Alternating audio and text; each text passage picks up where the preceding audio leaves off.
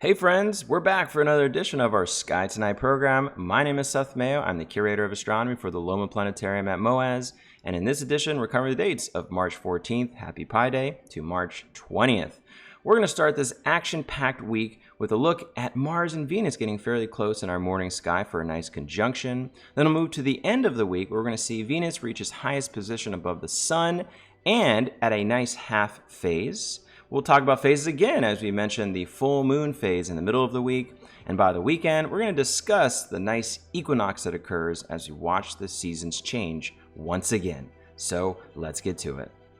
While we're still paying attention to the morning sky where we find all of these planets, these seemingly non-twinkling, bright, star-like objects, what you may find is the planet Venus, the brightest planet in the sky, getting fairly close to the planet Mars. So this is in the east and southeast in the early morning. And remember, we went through daylight saving time, so it stays darker for later in the morning. So we have to still make those adjustments here. But if we're looking in this area in the morning before the sun rises too high, you may see those two planets I was mentioning getting the closest they're going to get. And this is on Wednesday, March 16th, when this conjunction gets at its closest. But even on mornings around this, these two planets will still be very close in the sky. So if you haven't noticed them already, we have Venus here, which really shines at about negative 4.5 in magnitude. That is very bright. And then we have the planet Mars just below it and to the right of Venus that you see here, which at about magnitude 1.16 is not as bright as Venus, but it still stands out, and you will notice that kind of reddish color to the red planet in our solar system. If you want to know their separation more precisely, we can turn on our angle measuring tool here. If we do that, it shows it at about 3 degrees and 53 arc minutes. So that's about 3.8, 3.9 degrees in separation, so very close to 4 degrees. And just as a rule of thumb, half a degree is about a full moon's width.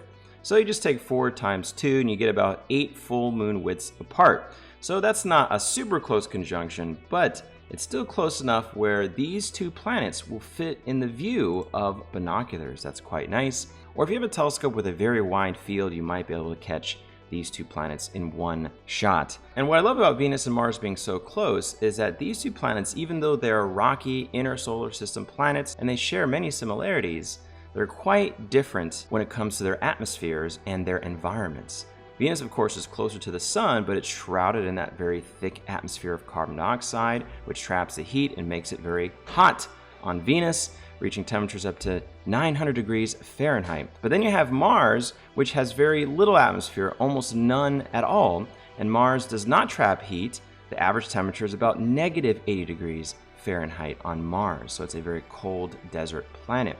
So these two worlds have very different environments and atmospheres, but what's interesting about them, we believe that both of these planets at some point in their past had flowing liquid water on its surface, which means there's a chance that both of these planets had life on them long ago. And so even though they're quite different, Venus and Mars, they may share some similarities in their past, which is very intriguing, and we're trying to find out more and why that is. So maybe you'll see this very nice conjunction of these two planets, Venus and Mars, in the east and southeast in the early morning as they get very close to each other this week.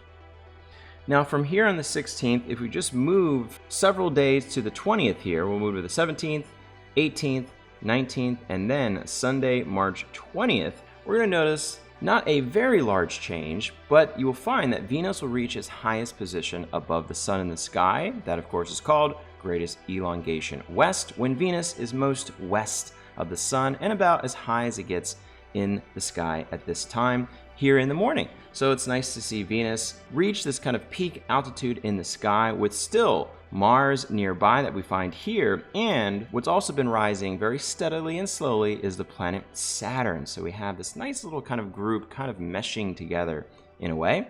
But again, going back to Venus will reach that highest position by the weekend, and on top of that, because it's at greatest elongation west, that means it's at the right angle to our viewpoint where half of Venus is being lit by the sun. As we've talked about before, Venus goes through phases, and we're going to zoom into Venus to see that a little bit better, like we're looking at it through a telescope.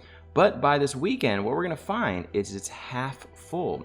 And we have a special name for this. We call this Venus at dichotomy, because there's a dichotomy between the light side, the day side of Venus, and the night side. So it's a nice half phase here. You can see again the atmosphere of Venus, that very thick cloud of carbon dioxide that's being lit. So you see this around the 20th or the 21st in the morning. Venus at dichotomy is nice. And anytime Venus is at greatest elongation east or west is when you see approximately Venus at dichotomy, when it's half lit, as you see here. So something to expect if you have a chance to look at Venus through a telescope, which is quite nice, as it reaches its highest position above the sun in the sky, nearby some other planets as well.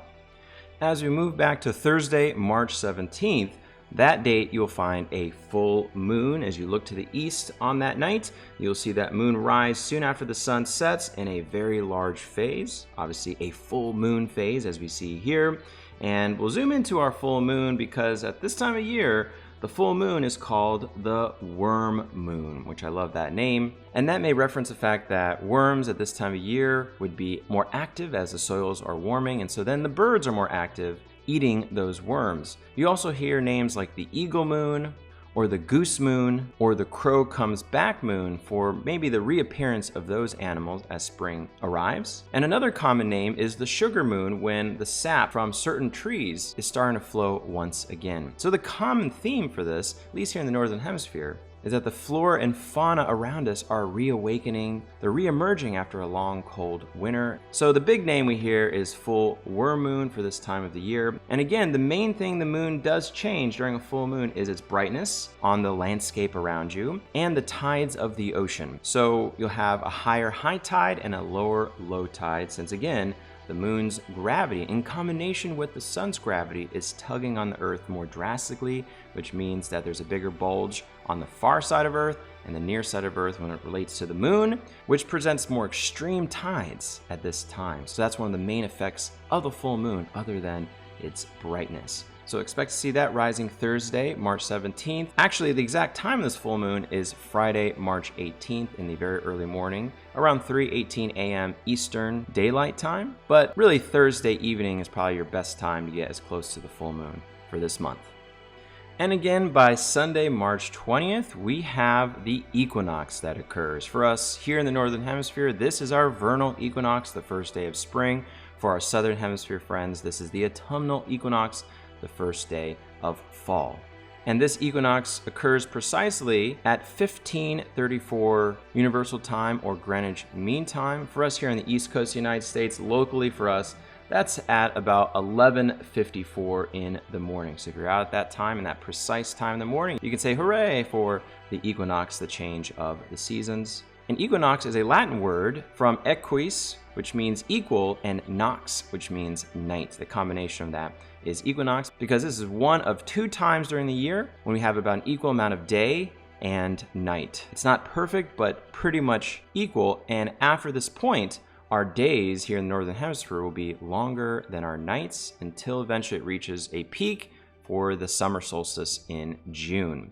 So we've mentioned this many times before, but it's always good to kind of remind ourselves what's happening in the sky as it relates to the sun for this time. And if we turn on what's called the ecliptic line, that is the sun's path in the sky. That's also the plane of our solar system and about where you find all the planets and even the moon in our sky as well. So this is the path the sun seems to make in the sky throughout the year. And during these equinoxes, this is when the ecliptic, the sun's path, crosses the celestial equator that you see here. So you can see that nice crossing going on there. And what it's doing is the sun is crossing north of this equatorial line. That means the sun's getting higher and higher in the sky. We have more daylight. It gets warmer here in the Northern Hemisphere. And that's where we see the season is changing, all due to Earth's tilt. And in images like this from spacecraft, you can see this is Earth not tilted away from the sun or towards the sun, kind of in between. So that means that, again, we're getting about equal amount of sunlight on both hemispheres, the north and southern hemispheres. But from our perspective, we see that sun crossing the celestial equator in our sky. So we're gonna say happy equinox coming up, or happy spring or fall, depending on where you live. Well, that's it for another edition of our Sky Tonight program. One thing I wanted to mention is I want to say happy 2-year anniversary for this program already. We've been putting out a weekly video for this for 2 years, since March 16th, 20 2020. So this is actually the sky at that time for our first video that we put out on YouTube and Facebook and other social media channels, and we're so happy that we're continuing this program. We've been doing our best to improve on it and let it evolve over time, and it's so nice that people are still listening and supporting us and really enjoying the night sky and the universe together. I think that's what's most important. So I just wanted to take a step back in time to show you the sky for our first video that we did, and it's fun to look back and see how much we've done since then. So thanks again for tuning in to this episode and for many episodes to come. And as I always say, please come by the Museum of Arts and Sciences if you're in Daytona Beach. Check out our museum. We are a wonderful place to visit with so many things to see that can interest anybody. And of course, you got to check out our Lohman Planetarium, where we are running shows every single day. So if you want any more information about those programs and what's going on in the museum, please check out our website. So with that, I'll say happy 2-year anniversary for the Sky Tonight program, happy equinox, and of course, happy stargazing.